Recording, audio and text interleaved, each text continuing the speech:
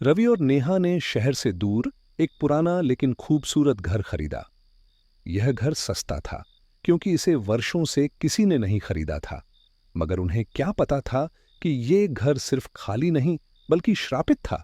घर की सफाई करते हुए नेहा को एक पुरानी अलमारी मिली।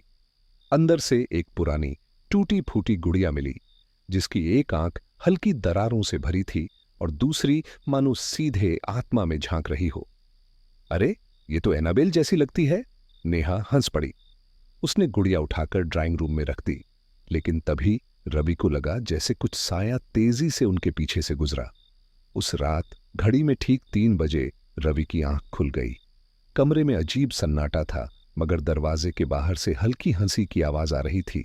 एक छोटी बच्ची की डरावनी हंसी। नेहा, तुमने सुना? रवि ने धीरे से पूछा।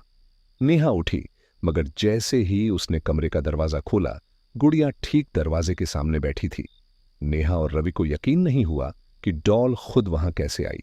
उन्होंने इसे एक मजाक समझा और फिर से उसकी जगह पर रख दिया। मगर इसके बाद अजीब घटनाएं शुरू हो गईं।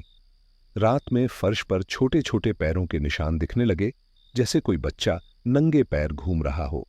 हर रात ठीक 3 बजे घर की लाइट्स अपने आप जल बुझने लगतीं। सबसे भयानक था बाथरूम का आईना, जहां नेहा ने डॉल की परछाई देखी, मगर असल में वहां कुछ नहीं था। रवि और नेहा समझ चुके थे कि ये कोई मामूली गुड़िया नहीं बल्कि श्रापित थी। उन्होंने एक तांत्रिक को बुलाया, जिसने घर का मुआयना किया और कहा, इस डॉल में किसी आत्मा का वास है और ये सिर्फ देखने के लिए नहीं बल्कि तुम्हारे साथ खेलने आई है।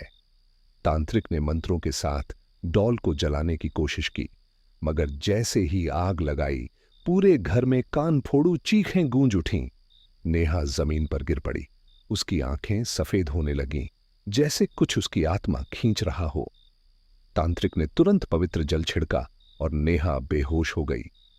मगर जलती हुई डॉल के टुकड़ों से एक धुंधली छाया निकली और भयानक आवाज में बोली, तुमने सोचा कि मुझे मार दोगे? मैं लौटूंगी हमेशा के लिए। नेहा और रवि डर के मारे तुरंत वह घर छोड़कर चले गए।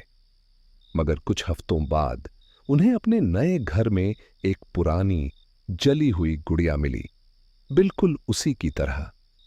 गुड़िया की फटी हुई होंठों से हल्की हंसी सुनाई दी, तुम मुझसे भाग नहीं सकते, खेल अभी बाकी है।